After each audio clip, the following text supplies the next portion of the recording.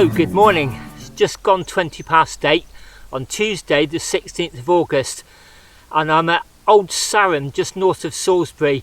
This morning I got an early morning train from my local station Oldfield Park in Bath down to Salisbury, went into the centre of Salisbury, had breakfast at Greg's, picked up a few snacks for later on, and I'm riding Margary's Triangle, as you probably guessed from the thumbnail.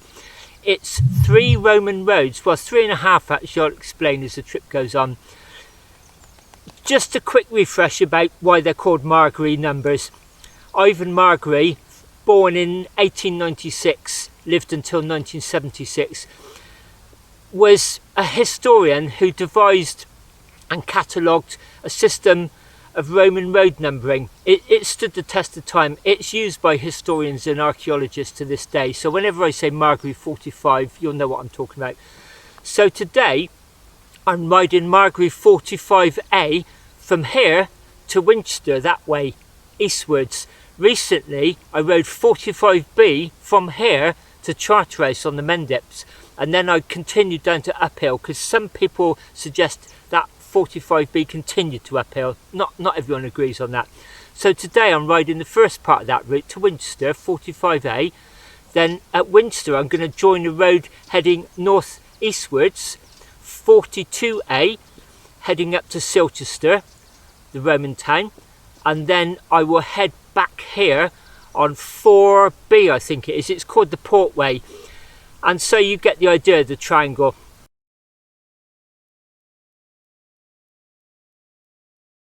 So hopefully it's going to be 2 nights bivvying, and then on the third day, Thursday, there's a rail strike, so I can't really get back to Bath on the train. So I'm going to actually cycle the half route. I'm going to retrace Margary's 45B from here up over the Great Ridge, looking over the Wylye Valley, and then I'm going to just drop down into the Wylye Valley somewhere. It'll either be in the village of Wylye, or maybe I'll continue onwards and then drop down into Sutton Venie on my way back to Bath. I'm not sure which yet. So that's the plan anyway. So let's get going. As soon as you leave the car park at Old Sarum, you cross the main Salisbury up to Stonehenge Road, and then this is it, Margary's 45A. So far straight as a ruler. So this is literally just the first few hundred yards.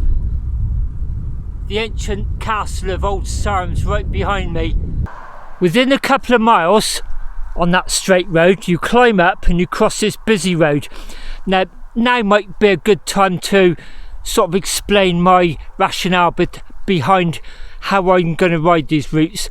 They're not going to be 100% geographically accurate, because for one thing I don't have the skills all the time. I learnt during the 45B road to just ignore footpaths. If it's a clear defined bridleway or right of way, I'll use it, but when it's footpaths I won't, because they can just cost too much time. For instance, it took me an hour and a half to do about a quarter of a mile, which would have been on the main road, just trying to work my way through woods and climbing over stiles, decanting the bike, that sort of thing. So here's an example. I've come up there.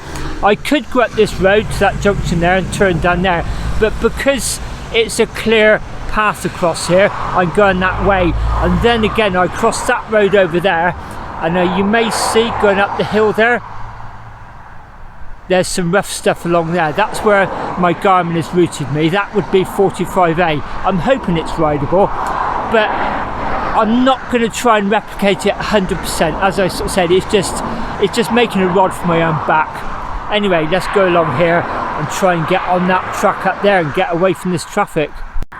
This gives you a better idea. Crossing that main road that runs there, you may just see a car beyond hedgerow, and I'll be going straight up. I hope said it before, but I'll repeat it again. The reason I like Ride with GPS mapping platform is when I'm constructing my routes, I can drag and drop the orange pegman onto the road. Like for example, I did it here and I had a rough idea this was going to be rideable because I saw the sign saying byway. Whether that gate was a stile or a gate that would swing open, I just didn't know, but it gives you a rough idea. It gives you an idea of what to expect. I wasn't sure about that bit, but I'm pretty sure I can ride through. Oh wow, look at the sunflowers. I'm pretty sure I can ride this next section. Wow, look at all these sunflowers. Very scorched looking fields. Another rule as well, well, two rules. I will not trespass, which does mean I have to put a few curves in this route so it won't be exactly straight, and also I won't ride across cropped fields. That's just inconsiderate and irresponsible. Anyway, onwards this way.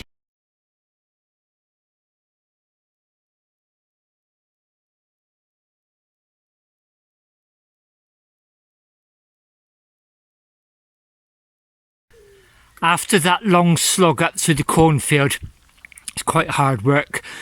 You crest the summit of the hill and then you pass through a flat section of woods, and now I'm gradually going downhill.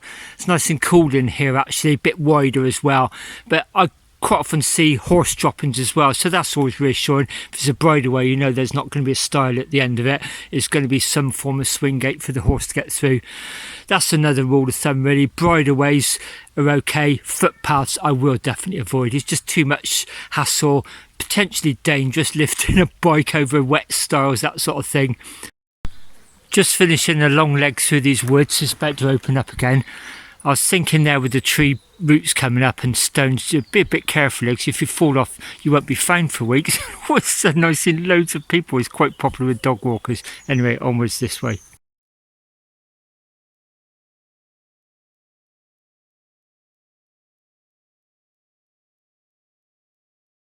After that long section, when I emerged from the woods where I passed all the dog walkers, you eventually join a little bit of tarmac, and it's basically just doing a V to take a little bit of the straight Roman road out, which goes across some farmland, and then you rejoin the byway along here.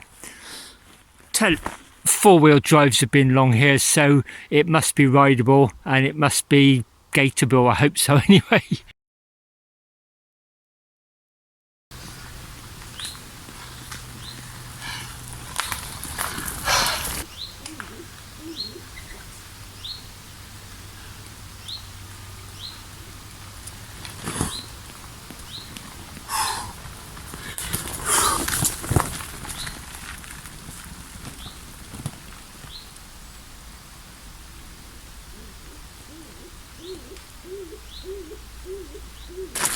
Looks like I'm just joining tarmac as I come in and join a road on a right hand bend. I'm just leaving the gravel now.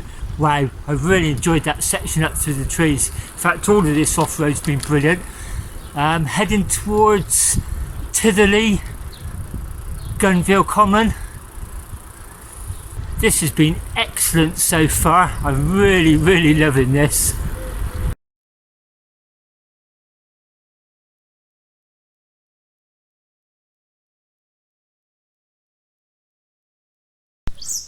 I've been off-road for about the last hour and a half, and every time I think I'm rejoining tarmac, I hit a little bit and there'll be a bit of a curve, and then it'll just carry on straight and I'm back on gravel. As usual when I ride Roman roads, this is Margary's 45A, but I always look out for any sort of local recognition of it. And here in the village of Winchester, there's the byway sign behind me where I'll be carrying on through there. There's a sign here which pretty much sums up what I've been doing. It's called the Monarch's Way, but it's also this Roman road. So you can see, hit a bit of tarmac, straight onto gravel.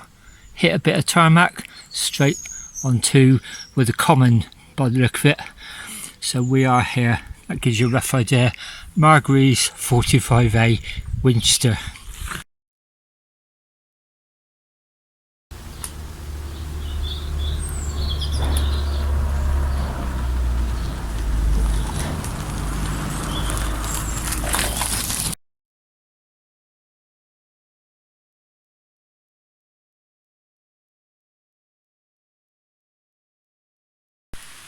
I'm 11.5 miles in, and that's from Salisbury Station. I'm in this little woodland on the Clarendon Way, stroke Margary's 45A, and it's raining. I'll press on if it continues. It's supposed to rain on and off between 10 and about 3 this afternoon, I think. But I might as well just make the most of this tree calibrating shelter here. Maybe put my cape on as well. The total GPS route for Margary's Triangle is 94.5 miles, but there's bound to be extras on top of that, just going off to shops and things like that, you know, to get supplies. I'm going to do it over 2 days. That's the plan anyway. Since I left the woods and the rain gradually went off, I've been making quite good progress on these nice quiet roads. Dropped down into the Test Valley, crossed over the River Test, through Kingsonbourne, stopped at the shop there, picked up some chocolate and a soft drink. Now I'm on this straight Roman road up to Farley Mount. So I'll get on this ridge, bear to the left, and then it's straight onto Winchester.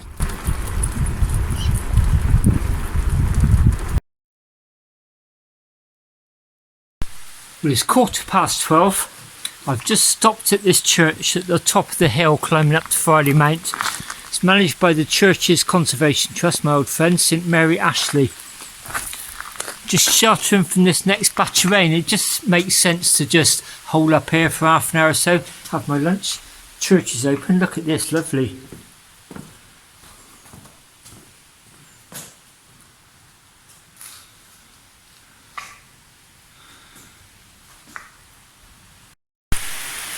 This church porch appeared just at the right time. I'm glad I'm not out in this actually. Looking over there, you can see it's clearing in about half an hour or so, so I'll just sit this out. It's a nice place to have some lunch.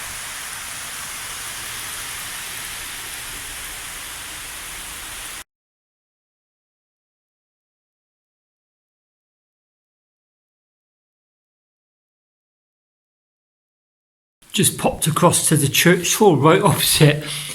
It's open, unbelievably. Really nice in here. It's a lovely shot of the church there.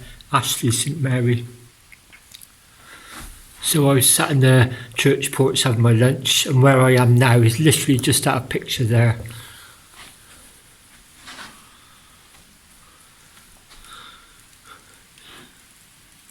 That's like the church hall I've just been in. I've just had a look around the church, signed the visitor's book, got myself a postcard and a little booklet. I'm now going to go in and make a donation. I'm in the church, still waiting for the rain to go off, so I've got one of my maps out. Actually, this is a very old map. I've had this since the early 1980s, and it's torn and sellotaped in places. It hasn't even got the M3 further than there. That comes all the way down here now through Winchester to Portsmouth. Anyway, so I started off the map, way over in Salisbury there, came along there. That was mostly off-road, and then I dropped down, crossed the River Test there, went through Kingsonbourne, and then I've started to climb up onto the ridge, and I'm there at this, almost at the summit of the hill, and it'd be a straight run into Winchester and the end of 45A. Well, the beginning, the end, whichever direction you're going in. That'd be quite a milestone for me. That means I've ridden all of 45A today, and 45B all the way over from Old Sarum to Charterhouse on the Mendips, in continuation to uphill a couple of months ago. You can see there's a road junction here. I'll be taking this road up here. It does look like a very busy trunk road, but it's been superseded by the motorway, so I'll be riding on the old road right alongside the motorway, so hopefully that'll mostly be local traffic. And then I'd snake through Basingstoke that way. Right off the map up there would be Silchester, I hope to get to tonight, and then back down onto this map tomorrow. So make my way back down to Old Sarum. I'm now dropping off the summit from Farley Mount down the straight road to find approach into Winchester. Soon after setting off from the church, it looked like it's really clearing, and I had a puncture rear wheel, so I had to strip everything off, and then it came on to rain. I was mending it in Gateway. I found the culprit is a really sharp bit of glass wedged into the tyre, and these are Marathon, Schwalbe Marathon Plus, so they don't puncture easy. We used to use those at a post office, and the reason they chose those is because they so rarely punctured.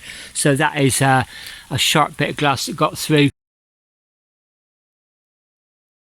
I'm just coming into Winchester. That's the road I've come along, down off Farley Mount, across this road, and then in on this side road. For the last couple of miles it's been signposted Sarum Road, so clearly that's a reference to it being a Roman road, or at least heading towards Sarum. I'm heading that way, so somewhere along here will be the conclusion of 45A.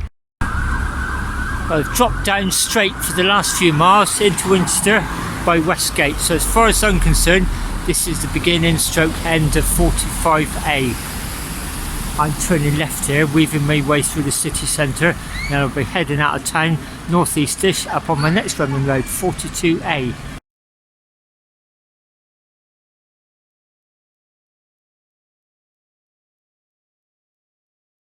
I'm now heading from Winchester, about a mile or so back there, along the A33.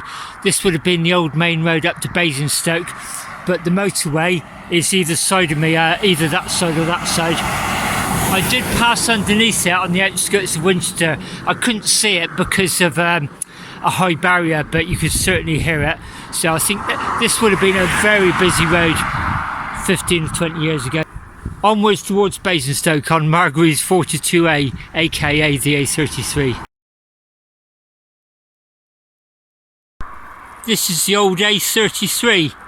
Dual carriageway, virtually nothing on it.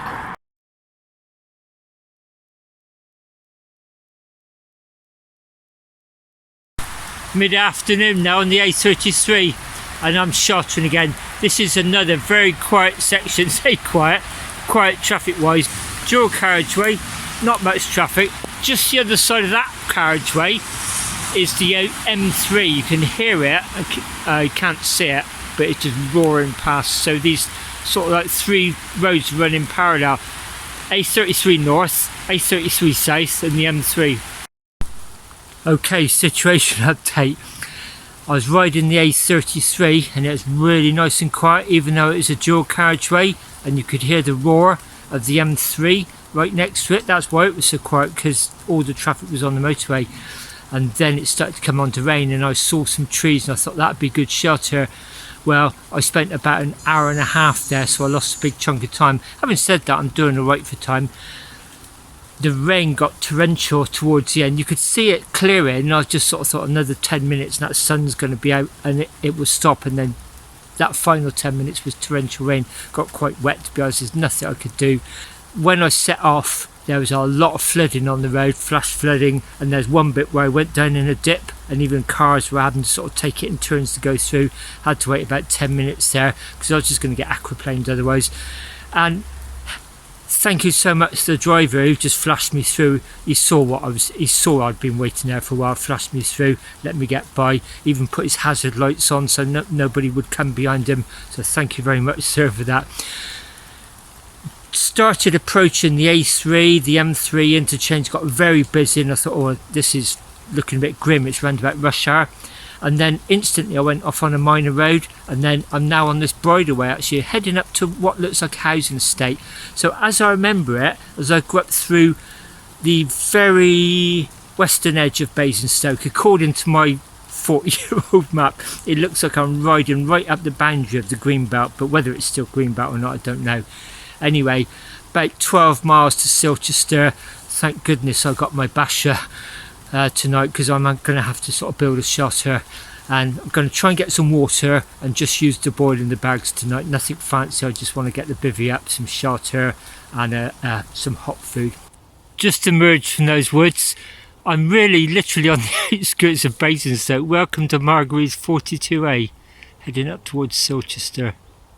I've just emerged from that path where that couple walking the dog are. As you can see, right on the outskirts of Basingstoke. And hey, look what I found, the Roman road. So this map sort of explains what I was just trying to describe actually. So I said I came in from that right hand fork, that would be this one. Joined this cycle path, heading north, course of the Roman road. The western boundary of Old Down is the line of the Roman road between Silchester and Winchester, the two main local Roman towns. Such roads were built throughout the Roman Empire to ensure trade, communications and the rapid movement of troops could take place. This road deviates from the direct line between the two towns to cross the valley at Basingstoke, which tells us that Basingstoke was an important place even then. We know from the artefacts found in Basingstoke and at Silchester that all sorts of goods were traded up this road.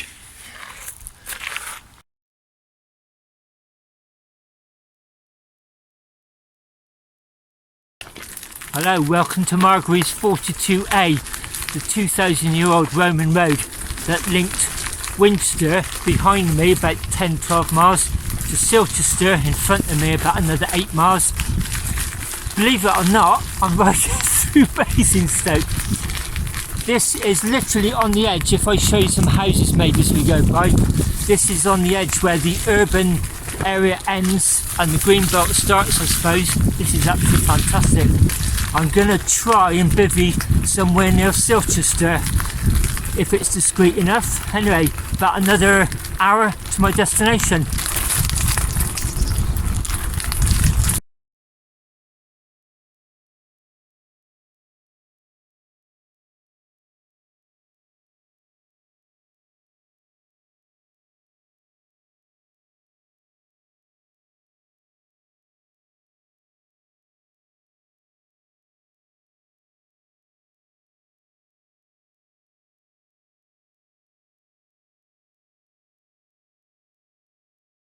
It's 10 to 7 and I've just arrived at Silchester, the village.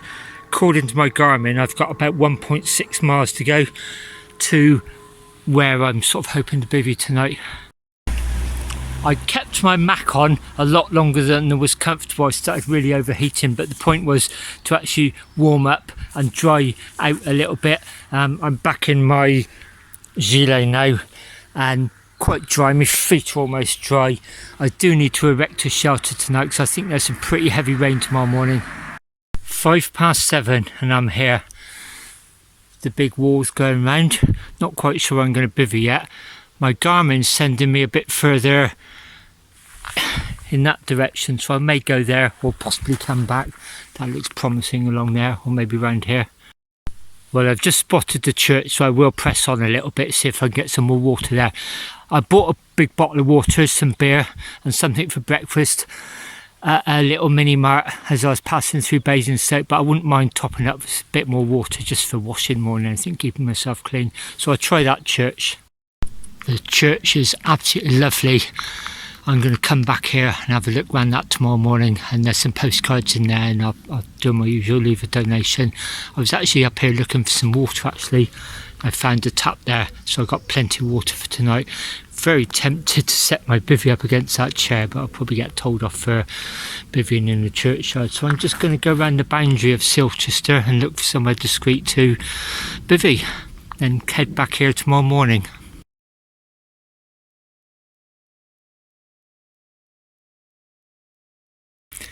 There's so much information here just outside the church. Tells you about Silchester, Silchester Trail, tells you about the church, the manor house. I just want to spend a bit of time here tomorrow actually, so let's go and see if I can find somewhere discreet to bivvy for the night.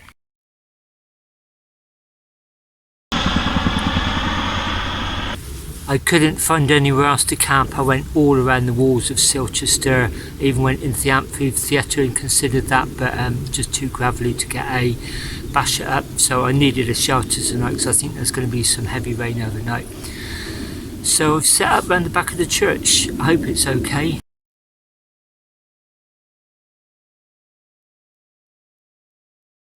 Nobody's come out yet and said anything. The bells have been ringing in there, so they probably have seen me out here. Got two of these MREs left. They're chicken and mushroom in pasta. Boil them in the bag for 8 minutes, take them out, let them stand for a minute. Just these bags just soak all the water off, and then you just tear it, it's perforated, eat it out the bag.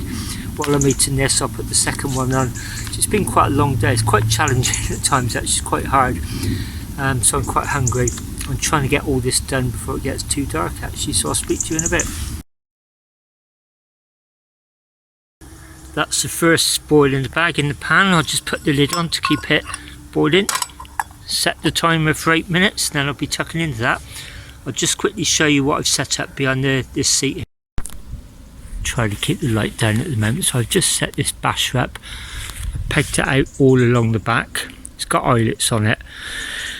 And then I put 2 basher poles in, telescopic poles, and I've just staked those out with guy ropes. So the bivi's right underneath there, way back, halfway back. I've got a ground sheet in front.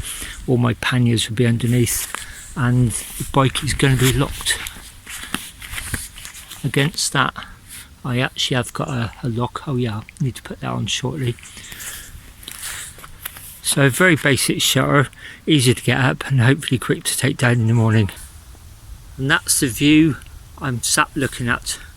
A little bit of sunset and some clouds. As I said, I think there's going to be some thunder overnight, some heavy rain, so hopefully that basher is going to keep me dry. Really fancy a good look round this church tomorrow morning, and you know, a bit more of a meander around the walls of Silchester. So I've done 2 of the 3 sides of the triangle today, and quite a bit of this morning was off-road. Oh, there goes the church bells again. That's the first of my meals then. Boiled for 8 minutes in the bag. You let it stand for a minute, then you tear the top off, perforated. I've got all my rubbish bag there ready. And you give it a really good stir, and then you just eat it out the bag, and then you dispose of the bag. So that's my rubbish bag for the morning. It looks a bit like wallpaper paste, but it smells quite nice, and to be honest, I'm not particularly fussy, so I'm just very, very hungry, so bon appetit. It's about 20 past 10 now, and I really am tired. I'm quite an early sleeper anyway, so I'm going to hit the hay. It's been a fantastic day. I can't wait till tomorrow. I'll say good night. See you in the morning. Hello, good morning. It's just gone 6 AM on Wednesday now. Day 2 of my Margary's Triangle cycle adventure. Been awake about half an hour, so I've just heard some voices in the church, so I think I better get up and get some breakfast on, coffee anyway, and be in a position to explain myself if anybody comes round to investigate.